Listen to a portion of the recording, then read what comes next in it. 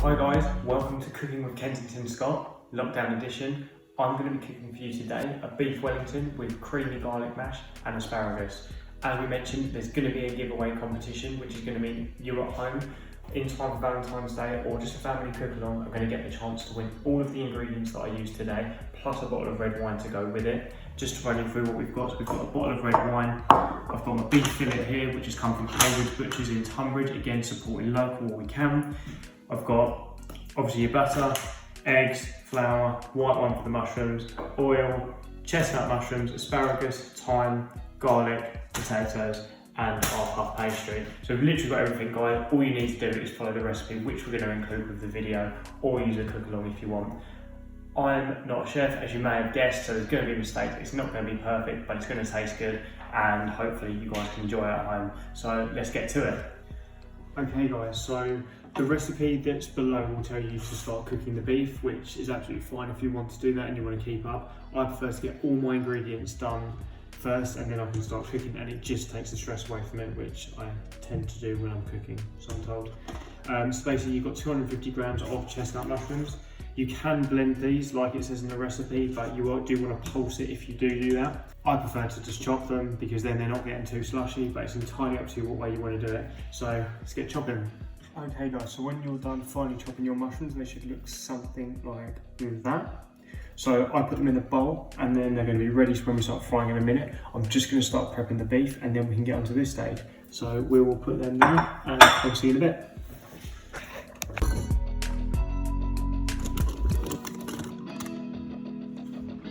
Okay guys, so now I'm going to start prepping and cooking the beef. So if you haven't already, now's a good time to preheat your oven. If it's fan assisted, then 200 degrees is fine. If you've got a Neff, you probably won't have to even preheat it, which is a godsend really. So what I'm going to do is so I've got some olive oil there, literally just with like a pastry brush, just literally, again, no rhyme or reason to this. I'm sure there is if you're a professional chef, but I'm not. I'm also messy, I do my cleaning after, absolutely fine. So I just sort of brush it all over because what I'm going to then do is season it. So I do it on all the sides, but you can do it how you so wish. So I'm just going to season with salt, just rub that in. Again, no rhyme or reason to my technique, because it's just what I do. I'm not sure if you can see that, but that's got the salt and the pepper all around it there. So really, we're just going to leave it like that. And then it's going to go in the oven for 15 minutes if you like it quite rare, medium rare, 20 minutes if you like it medium. So you don't need to worry too much at this stage because you're going to cook it again, but obviously you don't want to overdo it. As I said, I've preheated the oven, so now I'm going to pop it in and then set my timer.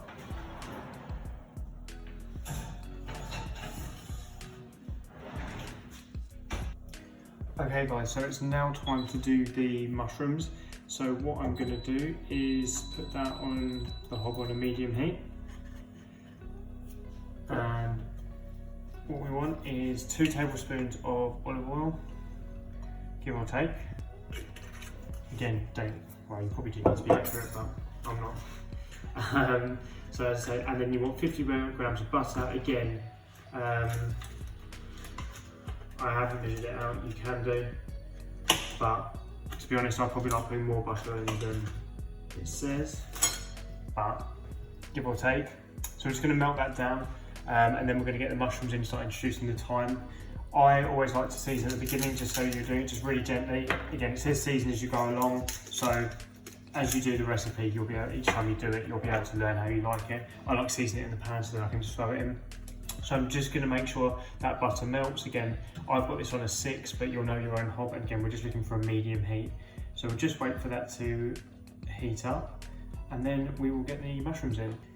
Okay, so as you can see, that's now come to temperature. So I'm now going to put my mushrooms in. So try and get them all in and leave them less clean to do afterwards. And then with that, it says 1 large sprig on the recipe, but again, I normally put in a couple just because I like the thyme. These aren't particularly big sprigs either. So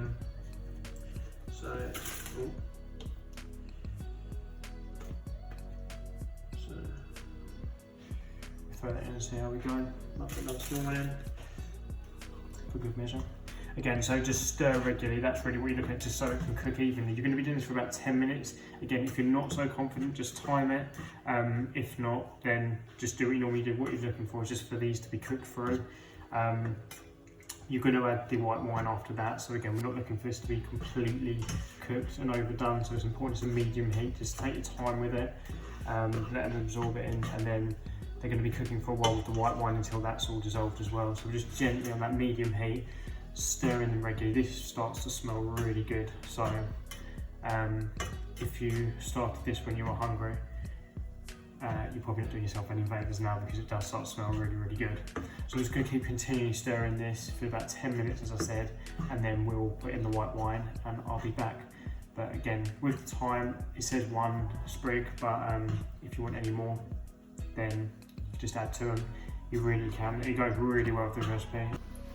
Okay guys, while we were just waiting for that to cook a little bit more, I'm going to add your 100 ml of wine. So I just measure this out now, ready to go in, just so it's being fairly organised. So if you started drinking a glass of wine before, you'll have it open. If not, open your bottle of wine.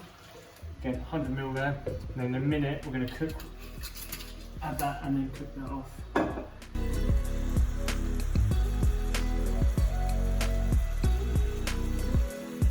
Okay guys, so that's now been cooking for about 10 minutes. So I'm just going to add the 100 ml of white wine. I'm going to cook this for about another 10 minutes. But basically what you're looking for is that white wine to cook off. So by the end, it should start forming its shape and keeping its shape a little, because that's what we're going to spread in the prosciutto, which is going to end up going around the fillet. So again, just cook that off slowly, just keep stirring it, and that wine will start to cook off. And I say, if you are a little bit nervous, about 10 minutes as per the recipe. Just keep stirring that in. Again, season as you go along.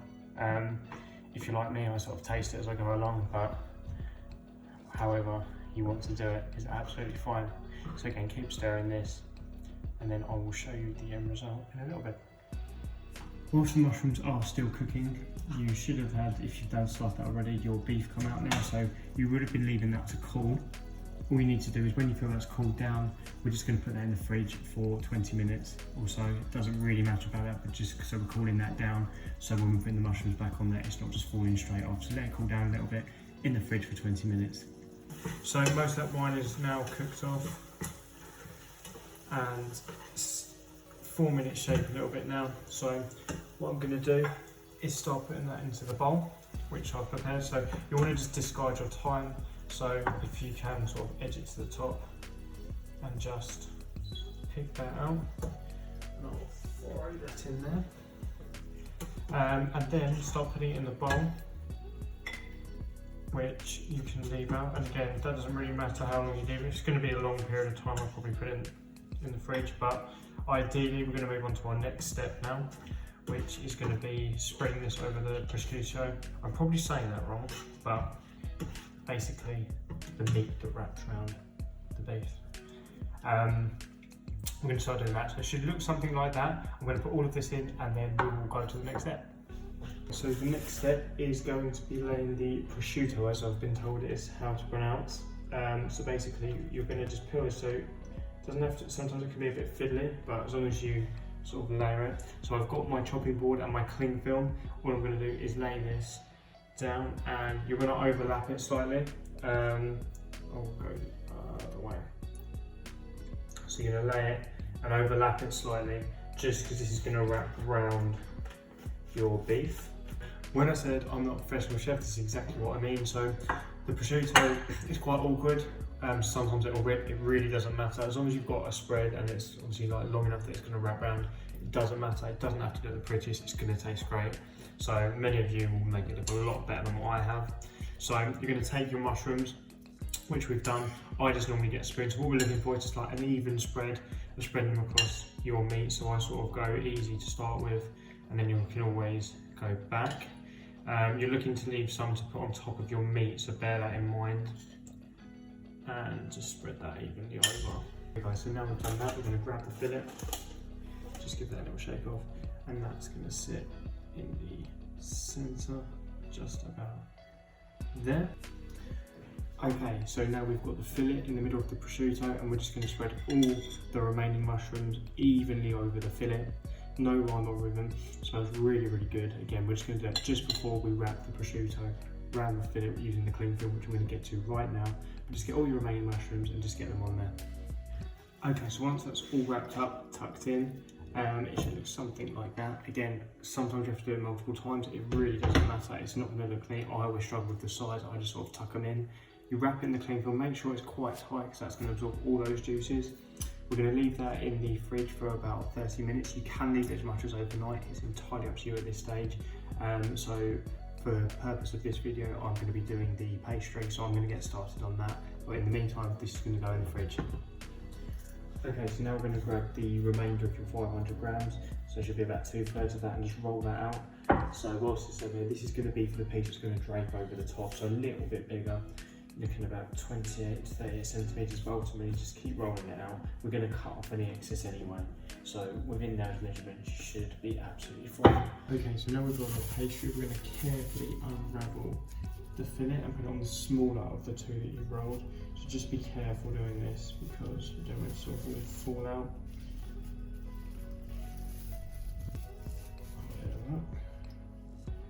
I'm going to place that there, so again we're going to chop around any excess, but it doesn't really matter. Okay, so your beef is now sitting on the base. So what I've done is I have got 2 eggs and just beat them, and we're going to grab our brush again and just literally brush around the edges. Again, don't need to be accurate, it's just going to be where a larger piece of pastry is going to drape over the top. Leave that there for now. Now you can use a rolling pin for this. I've gone so overkill, I don't think that I need to. So it's going to drape over the top and then sort of fill the edge, and we're going to cut away all of the excess. And as I say, I've massively overkilled this, but that's fine. So our beef and our pastry's all on top, so then we're looking for about 4 centimetres of the trim too, which is going to be like your crust. Okay, so it should start to look like this the time you've trimmed out. So what you can start to do now is just do some diagonal lines on the back of a knot with a knife or fork. Try not to pierce it if you can. And then go back to your egg yolk and just going to put this all over. So whilst you're cooking it, and depending how crispy you want it, but I sort of do it halfway in between in intervals as well. Just going to get that nice golden brown pastry that is going to really make this really good. I'm getting really hungry now, if you haven't guessed. So I don't want to overdo this because I like my pastry crispy.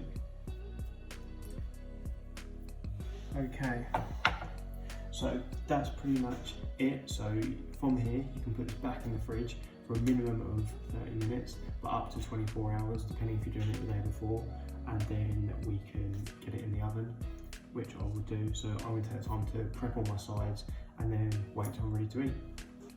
Okay guys, so now we're going to move on to the garlic creamy mash. So I've already chopped my garlic.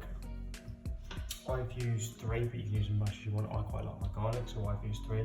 So what I'm going to do is put that on a lowish heat, because I find it's quite easy to burn the garlic. At the same time, I've already chopped my potatoes, so I'm going to boil these first. Just tip the water away. Got the luxury of the cooker tap, which if you have, you'll know you won't be able to live without.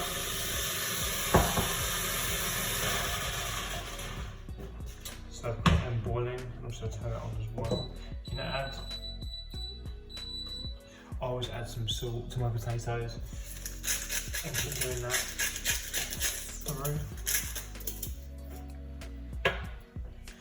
Get some olive oil in your pan for your garlic, just a little bit, or any oil that you're choosing to use. And when it gets temperature, we're just going to lightly fry the garlic. I've chopped it and I end up putting it in with the mash, but you can do it exactly how you want it. Or if you don't like the garlic, we can just do the creamy mash. It doesn't matter at this stage.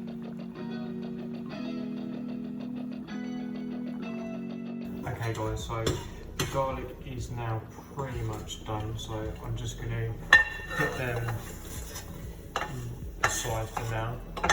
Bowl, plate, whatever is your preference. And then I'm going to start doing the butter and the cream before adding the garlic back in. Right, so now we are on to the butter and cream. So I use quite a lot of butter because I like the taste, but you can either follow the recipe or you can sort of stick to your own. So I'm just going to add the cream. So again, you can follow the recipe, but I sort of do add as I go. So I'll start doing this before I add the garlic, but as I mentioned, I like when that's really, really creamy, so I will just add this as I go. I'll do too much and then you can just add it as you go. It's better to have too much than not enough. You just stir it either on a low heat, don't want anything to burn, start sticking to the pan. Potatoes nearly done as well, so just turn those down a tiny bit. Again, just keep warming that up until we're ready to add the garlic. And then we'll get to the mashing and add in the creamy mash.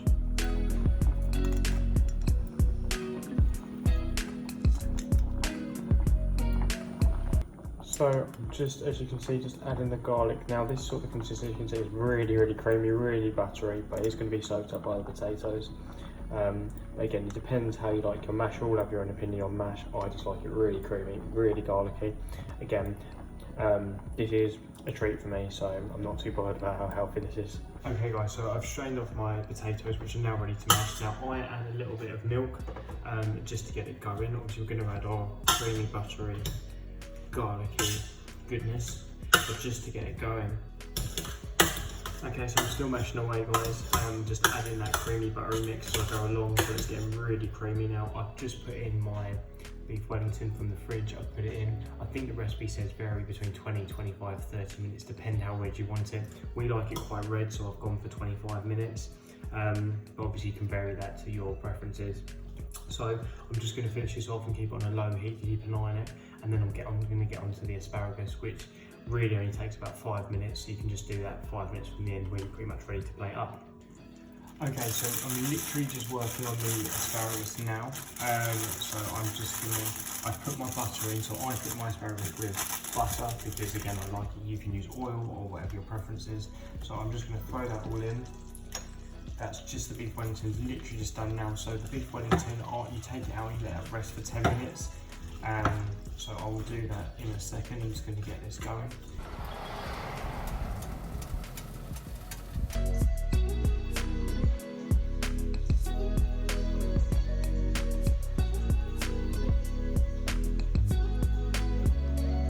Okay, so we've just cut open, so a little bit red, which is how we like it. Okay, so we're nearly there. We've got our asparagus that's just, I do it until it's not brown, but it's certainly done. And I just keep adding a bit of butter, a bit of salt. The mash is essentially done. I've turned that right down to 1, just keeping that warm. Again, you can never do it, nobody likes lumps. There's only one way to do mash. Again, I've tested that for salt and seasoning, so that's all how I like it. As you just saw, the beef Wellington is now out. That's just resting for 10 minutes and then we're good to serve. Okay guys, that's the finished dish. Doesn't look the best, it's not the most professional, but it definitely tastes good. Give it a go at home and let me see what you think.